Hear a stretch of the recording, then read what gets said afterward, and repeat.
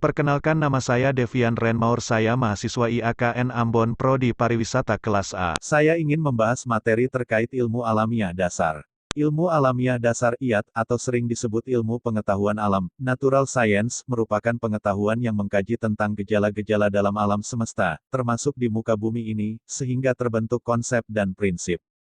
IAD hanya mengkaji konsep-konsep yang esensial saja. Tujuan ilmu alamiah dasar adalah memperkenalkan konsep-konsep dasar ilmu pengetahuan alam, memberikan wawasan pengetahuan, pengertian, dan apresiasi terhadap objek dan cara pemikiran serta cara-cara pendekatan dalam IPA dan teknologi. Memberikan bekal untuk memanfaatkan bahan dan cara pemikiran, cara-cara pendekatan dan hasil-hasil dalam IPA dan teknologi. Mengembangkan interaksi yang selaras dan disiplin-disiplin ilmu eksakta dan non-eksakta. Arah pembelajaran IAD adalah paham, sadar dan berperan aktif menjaga kebersihan lingkungan secara arif dan bertanggung jawab.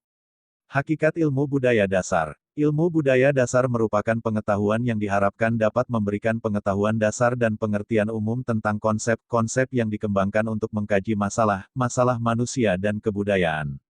Pengertian ilmu budaya dasar. Ilmu budaya dasar adalah ilmu yang mempelajari dasar-dasar kebudayaan yang memiliki nilai-nilai yang bersifat positif dalam kehidupan bermasyarakat.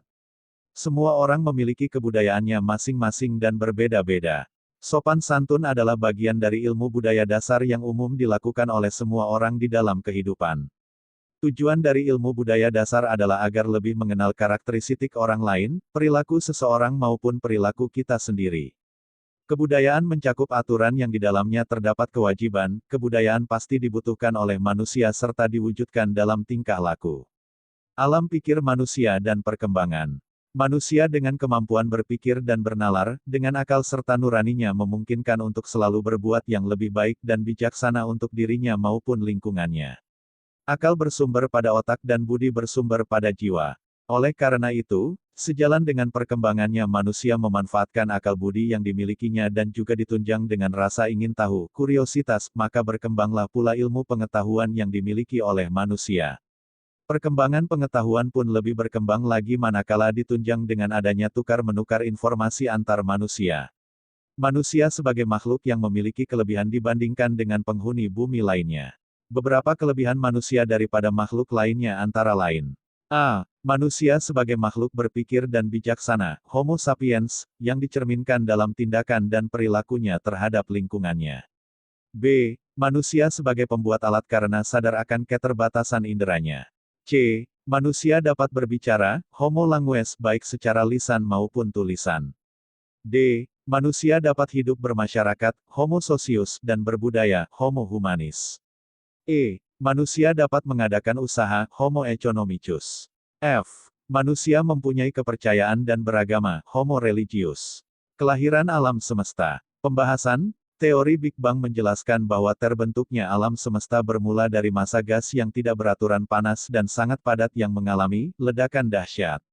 Lalu selama 13,8 miliar tahun berikutnya alam semesta terus-menerus mengembang menjadi jagat raya yang kita kenal sekarang, tanggal 16 Agustus tahun 2016.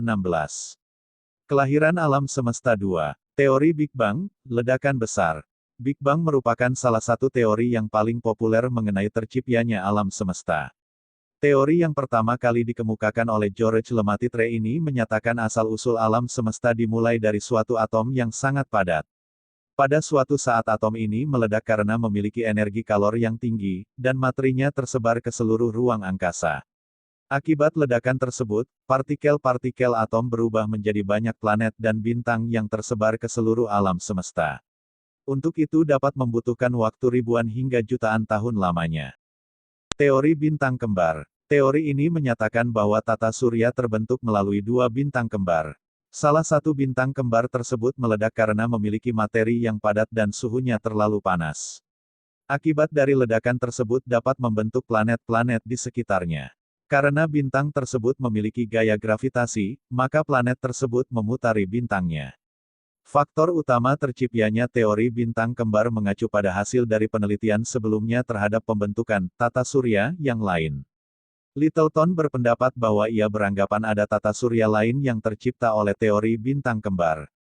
Teori kabut, nebula. Teori nebula pertama kali dikemukakan oleh seorang ilmuwan Jerman, Emanuel Swedenborg pada tahun 1724 dan akhirnya disempurnakan oleh Pierre Marquis de Laplace pada tahun 1796.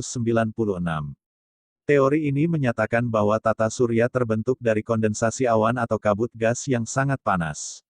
Kondensasi tersebut menjadi bagian-bagian terpisah dan memutar. Pada bagian tengah kondensasi awan, partikel-partikel memusat sehingga terbentuklah sebuah bintang. Pada partikel yang berada di bagian pinggir kondensasi membentuk planet dan sisanya membentuk asteroid, meteor, dan lain-lain.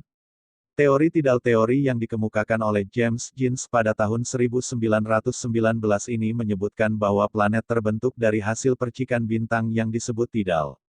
Planet ini terbentuk karena terjadinya percikan antara dua bintang yang saling berdekatan satu sama lain.